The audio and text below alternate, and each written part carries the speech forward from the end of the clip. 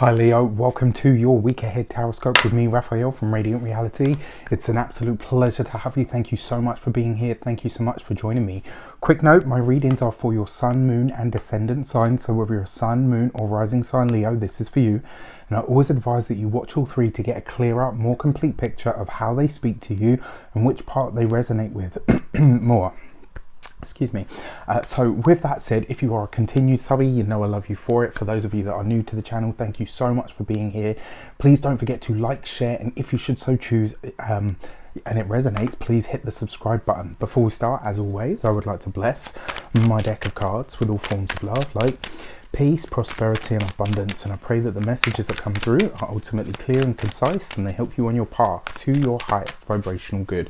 So if you haven't got your seat yet, the intuition activation webinar is on the 20th of March, so please check that out in the link in the description box below. This week the card of the week, or rather the key to the week card, is the Sun card, right? So Leo, this is going to be a lighter, brighter and easier week than we've had it maybe for a while. I mean, remember right at the beginning, myself and a lot of astrologers were also saying that this year the fixed signs tend to be getting the brunt of it, right? So unfortunately, I mean, I think like the 2 years before that it was the cardinal signs, whereas now sort of this year it's kind of the fixed signs, and Leo is a fixed sign. So if you've been under it, you kind of know why, right? This year we've got a bit of a ways to go, but there is progress being made, and the fact that we have the Sun card, things are light, they are bright, they are easier than they have been in a long time. Now remember, with the Sun card, you are ruled by the sun, so in a way this speaks to you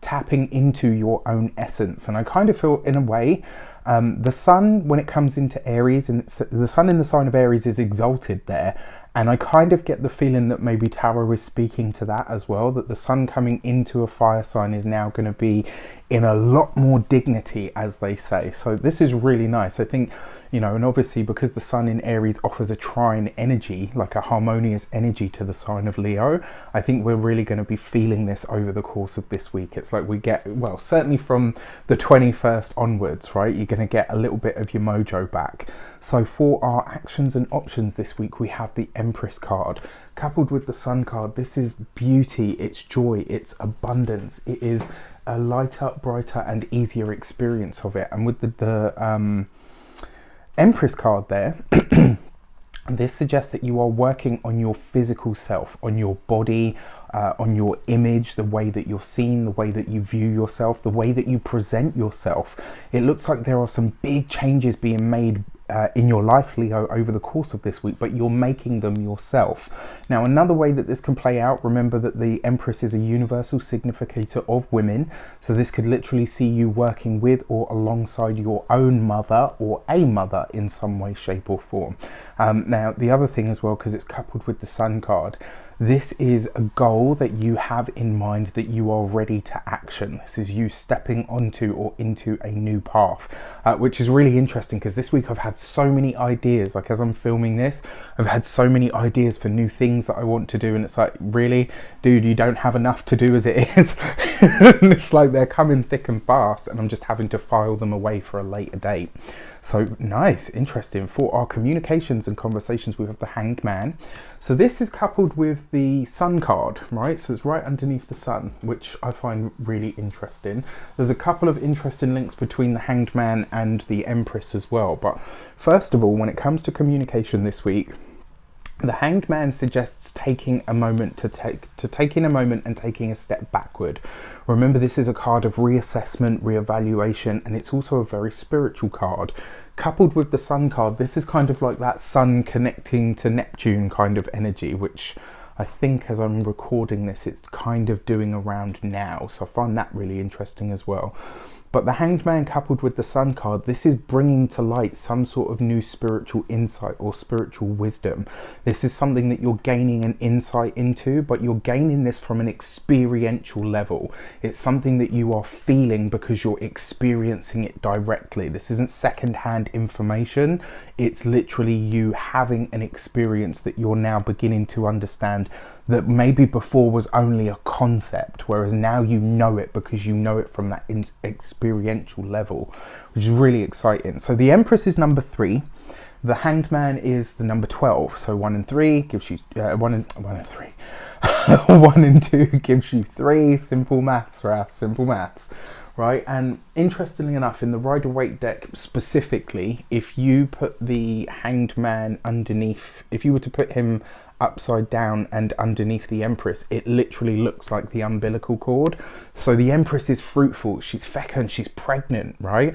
And she is that fertile ground that we place things on or in, and then she gives birth to something, she gives it form, right? And so the Hanged Man is the result, in a way, of whatever was put in there. So I find that really interesting as well. Now, another thing is, for those of you that work for somebody else, your Hanged Man card with the Sun card, in a lot of ways, this could be you being put on or being given some sort of recognition or accolade, and there's a part of you, strangely enough, even you silent dignity Leos, there's a part of you that maybe doesn't want this to be public knowledge. Maybe you don't want people to see what you've been, what you've been doing, or especially if you've been playing a supportive role of some sort, and suddenly people are like, wow, if it hadn't been for you, thanks, and all the rest of it. So find that really interesting.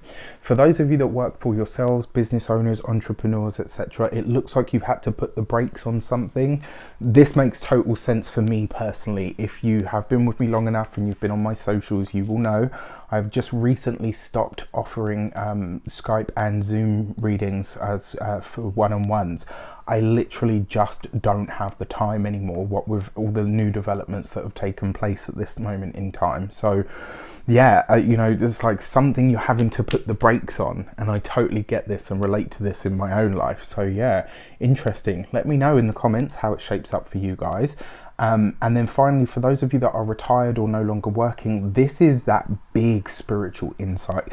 This is a big personal illumination that will show up for you in some way, shape or form.